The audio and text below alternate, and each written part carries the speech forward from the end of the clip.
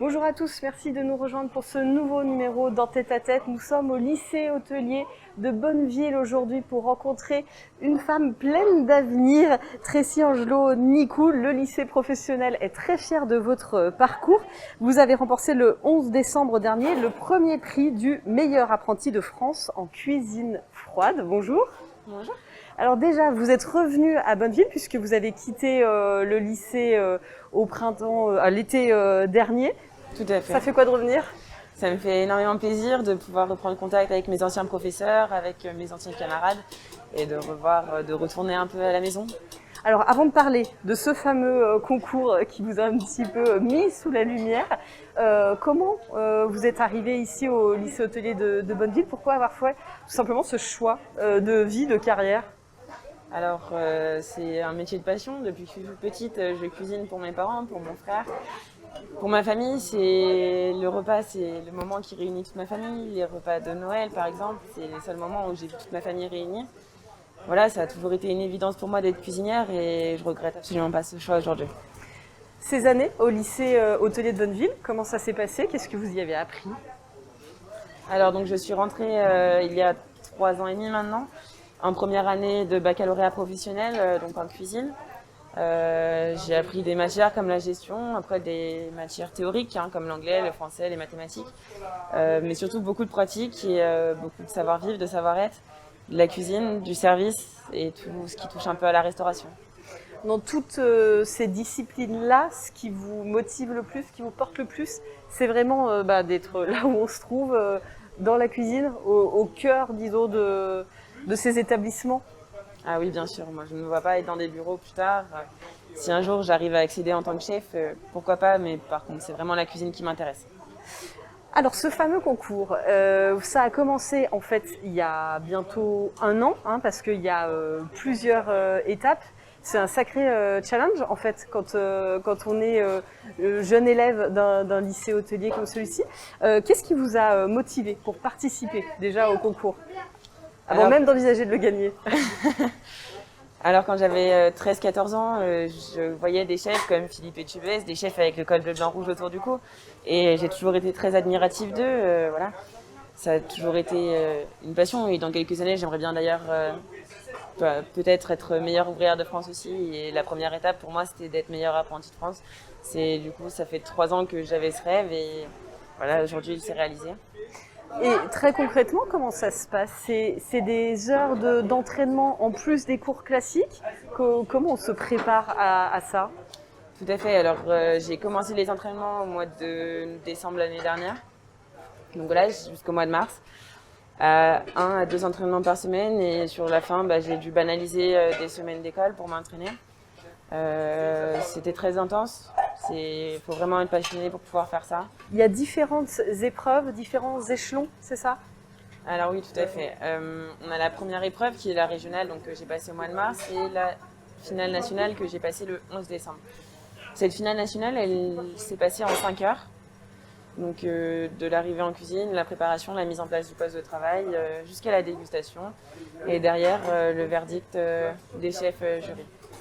Dans quel état d'esprit vous êtes le jour de la finale ? Vous êtes 15 à participer. Dans quel état d'esprit vous étiez ? Alors tout d'abord, moi je suis arrivée en retard. Du coup, autant plus de stress. J'étais vraiment très stressée au début et après je me suis dit, ma grande, maintenant c'est le moment, tu fais ce que tu sais faire et puis advienne que pourra. Qui vous juge ? Qui décide qui sera le meilleur apprenti de France ? Alors on a eu droit à un panel de grands chefs, donc des meilleurs apprentis de France, des meilleurs ouvriers de France, des grands cuisiniers français et voilà, un panel très admirable. La note au final est divisée en 3 parties. La première sur la cuisine, donc sur nos techniques, sur comment on gère notre poste de travail, si on est propre. Voilà, moi je sais que durant toute mon épreuve, ils ont vérifié mes poubelles, voir si je jetais des choses, ils ont vérifié ma propreté, mes cuissons, tout ça.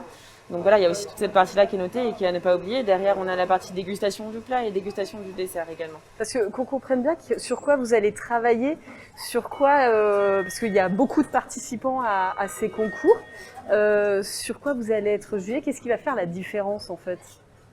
Alors donc tout d'abord, pour le concours, nous avons un sujet avec un plat imposé, un un panier imposé et des techniques imposées.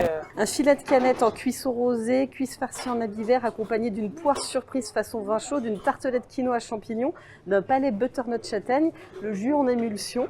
Ça, c'est que pour la partie plat. Oui. Vous avez déjà un petit peu de liberté dans la recette. Est-ce que vous avez déjà votre pâte de chef, votre petite pincée à vous quand vous cuisinez?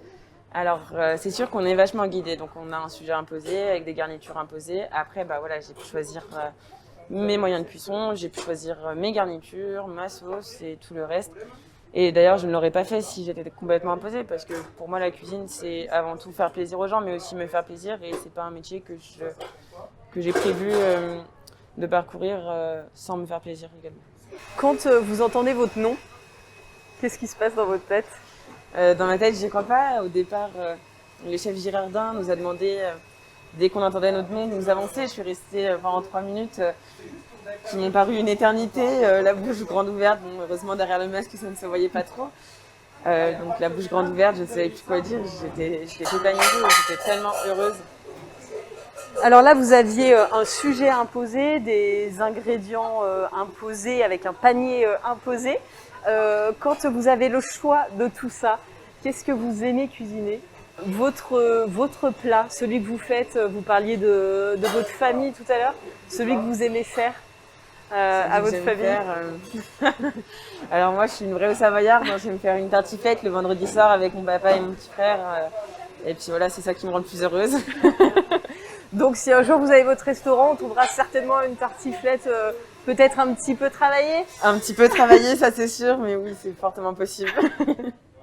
Alors là, depuis septembre, vous avez rejoint un restaurant, un nouveau restaurant qui s'appelle La Seine, qui est dirigé par la chef 2 étoiles Stéphanie Lequelec à Paris.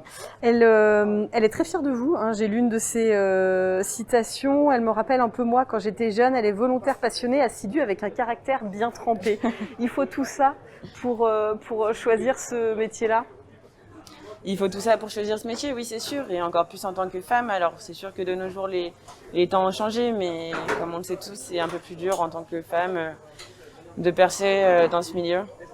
C'est pour ça que vous avez choisi un chef féminin, un modèle, je ne sais pas si le terme vous convient, mais un modèle féminin pour continuer votre formation?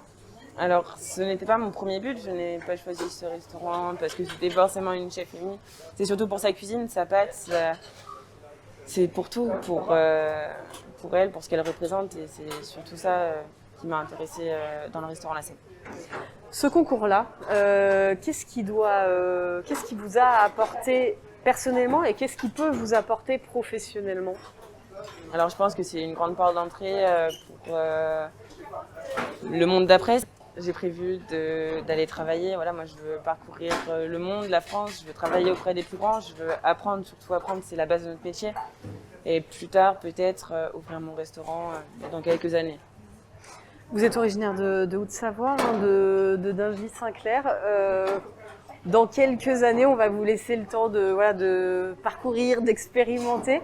On peut espérer voir un restaurant Tracy-Angelo-Nicou en Haute-Savoie, quelque part dans nos stations, dans nos montagnes, pourquoi pas? Bien sûr, c'est le rêve et ce serait l'aboutissement de ma carrière.